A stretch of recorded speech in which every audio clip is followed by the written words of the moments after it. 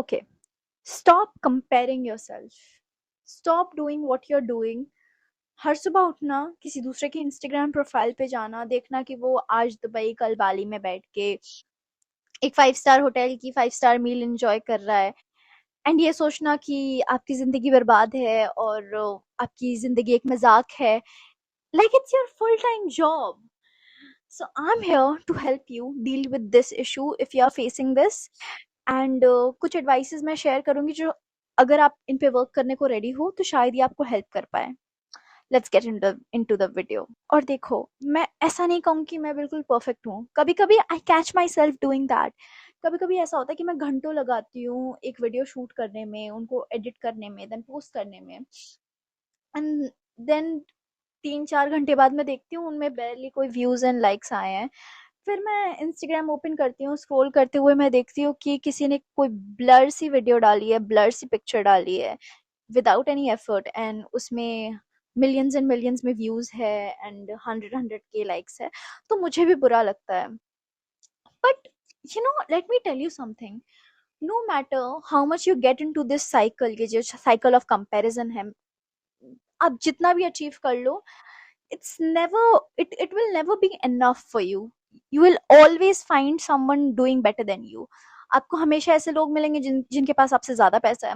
आपको हमेशा ऐसे लोग मिलेंगे जिनके पास आपसे ज्यादा फेम है, आपसे बेटर रिलेशनशिप है, आपसे बेटर फैमिली डायनामिक्स है, आपसे बेटर घर है, आपसे बेटर गाड़ी है. हमेशा ऐसा होगा. एंड अगर आप दूसरों को खुद से कंपेयर कर रहे हो तो ऐसा नहीं है कि आप एक बुरे इंसान हो. आपका ब्रेन वायर होता है ये चीज परफॉर्म करने में, और मैं बताती हूँ क्यों. ये जो चीज है, इसको बोला जाता है डिफॉल्ट मोड नेटवर्क. ये तब होता है जब आपका ब्रेन एक रेस्ट मोड में होता है, एंड इसीलिए आपके पूरे दिन को रूइन करने के लिए एक इंस्टाग्राम स्टोरी ही काफी होती है. एंड द प्रॉब्लम इज, आप किसी जंगल या आइलैंड में नहीं हो. It's not your fault, you are just online. And that is why your brain starts calculating कि आप सोशल लैडर में कहाँ फिट करते हो, आपका सोसाइटी में स्टेटस क्या है. एंड इट्स जस्ट बिकॉज आपका ब्रेन सर्वाइवल मोड में रहता है. और ये तो बस सरफेस लेवल की बात है. जब आप कांस्टेंट स्टेट ऑफ कंपैरिजन में रहते हो तो आपकी सोल एनर्जी लीक कर रही होती है, and now there purpose is your purpose. जो आपका फोकस है, the most secret magnetic powerful energy, it's scattered, it's all over the place. And now you are floating on somebody else's timeline and praying कि क्या शायद आप उस इंसान की तरह होते. एंड दैट्स वाई आपकी जो मैनिफेस्टेशंस है, that is not coming true, because universe responds to alignment. when your focus, your actions, your thoughts are aligned to your goals, that's how universe fulfills your manifestation. And that is why आप जो भी चीज wish कर रहे हो, जिस भी चीज के लिए आप वर्क कर रहे हो, वो सच नहीं हो रही, बिकॉज आप किसी और की तरह बनना चाहते हो. आपको ऐसा लगता है कि अगर मैं उसकी तरह थोड़ा सा भी होता तो शायद यूनिवर्स मुझे फेवर करती. बट इन रियलिटी यूनिवर्स आपको इसलिए फेवर नहीं कर रही बिकॉज आपके थॉट्स अलाइन नहीं है आपके एक्शन के साथ. आपके एक्शन तो आपके गोल की तरफ है, बट आपके थॉट्स नहीं है. आपके thoughts constant state of comparison में है. आपने तो ये बात सुनी होगी कि comparison is a thief of Joy. मैं उससे रिलेटेड आपको एक स्टोरी बताती हूँ मेरी. मैं इन सब से पहले, जॉब से पहले, मेरी कंटेंट क्रिएशन से पहले, मैं अराउंड 16 इयर्स की थी जब मैं जूते बेचा करती थी. मैं जूतों की रीसेलर थी, और मेरा इनकम का माइलस्टोन था जो मैंने रीच किया था. एंड उस टाइम क्या था कि मैं अपने फैमिली को बहुत ज़्यादा सपोर्ट कर रही थी जूते बेच बेच के. तो मैंने अपने इनकम का एक माइलस्टोन रीच किया था, और फिर मेरे उस जो जूतों का पेज था, उसमें 7,000 फॉलोअर्स हिट कर गए थे. एंड मैं बहुत खुश थी कि पैसे भी अच्छे आ रहे हैं, फॉलोअर्स भी है, और क्या ही चाहिए. कस्टमर बेस अच्छा है मेरा. कि जब मैंने ये जूतों का रीसेलिंग बिजनेस स्टार्ट किया था, मैंने सोचा था मुझसे जूते कौन ही खरीदेगा. लाइक इतने सारे शॉप्स है लोगों के घर के आसपास, तो मुझसे जूते कौन खरीदेगा. बट लोग खरीद रहे थे, एंड काफी अच्छे नंबर्स में खरीद रहे थे. प्रॉफिट भी अच्छा था मेरा. सब कुछ काफी स्मूथली चल रहा था. तो वो माइलस्टोन हिट करने के बाद मैं बहुत खुश हुई थी. मैंने केक वगैरह लाके सेलिब्रेट किया था. फिर मैंने एक गलती कर दी. मैंने इंस्टाग्राम खोल लिया, एंड किसी ने अपने ऑर्डर्स की लिस्ट लगाई थी कि शायद उसको एक हफ्ते में इतने ऑर्डर्स आए हैं. एंड वो एक वो भी एक स्मॉल बिज़नेस था, वो कपड़ों का था। एंड मेरी सारी जो खुशी थी ना, वो सारी ड्रेन कर गई मेरी बॉडी से, बिकॉज़ उनकी 1 हफ्ते की अर्निंग मेरी माइलस्टोन से भी डबल थी। एंड देन मैं भी उस कांस्टेंट स्टेट ऑफ कंपैरिजन में चली गई, एंड मैं भूल गई कि मैंने कितनी मेहनत की थी, एंड इस जो ये जूतों के बिजनेस ने मेरी और मेरी फैमिली का की कितनी हेल्प की है, मैं सब भूल गई। And see, I understand that you're a human being, and you're allowed to be jealous somewhat, but sometimes it's okay to clap for yourself without checking कि दूसरे रूम में कौन आपसे ज्यादा जोर से ताली बजा रहा है। You're really, it's okay for you to be proud of your small imperfect growth जो अपने ही पेस में चल रहा है। It's okay. I just want you to shake that jealousy out of your brain. Suppose you're in a race. You're allowed to be proud of yourself that you're still running on that race instead of seeing that who's ahead of you. You're a human being and jealousy is an emotion and it will keep reoccurring.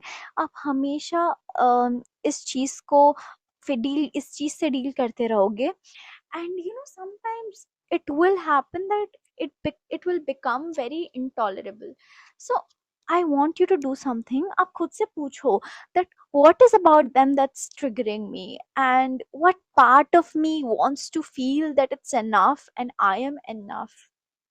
See, what happens is, I just want you to flip that coin of jealousy, and now you have to convert that emotion of jealousy into curiosity.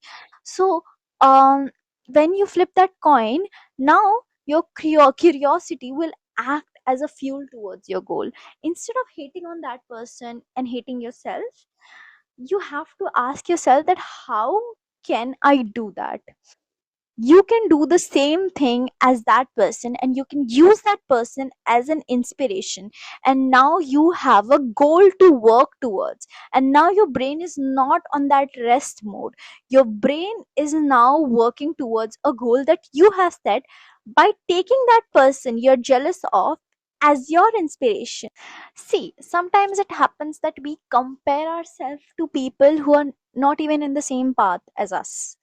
For example, जब मैं एक teenager थी, I was obsessed with this girl because she was so pretty, and she had really beautiful features. उसकी body बहुत खूबसूरत थी, और मैं काइंड ऑफ जेलस थी, और जेलसी भी नहीं कह सकते क्योंकि I didn't use to hate on her, but I use to compare myself कि काश मैं भी मेरी भी बॉडी वैसी होती, बिकॉज टीनेजर्स में ये होता है जब आप प्यूबर्टी हिट करते हो तो।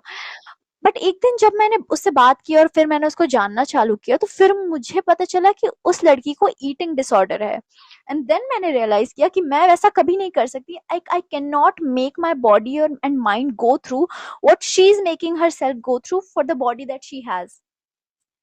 The fear, the jealousy, everything, it's just in your head. It's just in your head. आपको नहीं पता उस दूसरे इंसान को कितनी ट्रैशी चीजें डील करनी पड़ी, उस दूसरे इंसान को कितनी रात को रोना पड़ा, कितने दिन ना खा के जीना पड़ा, कितनी चीजों पे कॉम्प्रोमाइज करना पड़ा to achieve that lifestyle that he has. You don't know what that person, how much criticism that person is facing.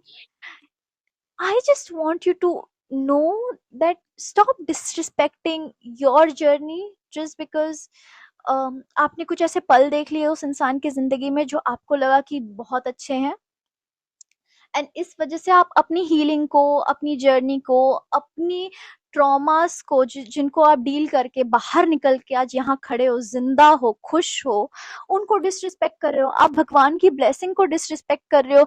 भगवान ने आपको इतनी सारी लाइफ की प्रॉब्लम्स में हेल्प किया है, एंड जस्ट बिकॉज आप किसी दूसरे इंसान की तरह बनना चाहते हो, आप उन चीजों को फॉर ग्रांटेड ले रहे हो, अपनी ब्लेसिंग्स को फॉर ग्रांटेड ले रहे हो, अपनी लाइफ को, अपनी जर्नी को फॉर ग्रांटेड ले रहे हो। एंड स्क्रॉल करने से पहले, किसी को 2 पल देख के खुद को उनसे कंपेयर करने से पहले ये सोच लेना, you have got your own pace, you have got your own path, and you have got your own blessings. आप अपनी ब्लेसिंग्स किसी से शेयर करोगे तो आप क्यों एक्सपेक्ट कर रहे हो कि उस इंसान की तरह आपकी लाइफ हो जाए। जबकि आपको भगवान अलग ब्लेसिंग्स दे रहा है, उनको अलग ब्लेसिंग्स दे रहा है। And I just want to remind you, nobody in this entire world can do you like you. Nobody in this world will survive the problems that you survive. Nobody in the world will, deal with the things the way you deal with your things. Nobody, uh, how many people just falls into depression after not doing great in their life, after having a tough breakup. How many people end up in a mental asylum because उनकी family में issues थे. But look at yourself, you're surviving, you're blooming. जितने भी chaos आए आपकी life में, and you're here, you're standing strong as ever. Look at yourself and just tell yourself, remind yourself every day that I am choosing myself instead of interrupting somebody else's timeline. Your blessing is your blessing, and their blessing is their blessing. Just wait, focus on yourself, align with yourself, wait for the blessings. The blessings will come in your life. And if this video has slapped you in any way mentally, just leave a like, leave a comment, and yeah, keep healing, keep blooming. Love you.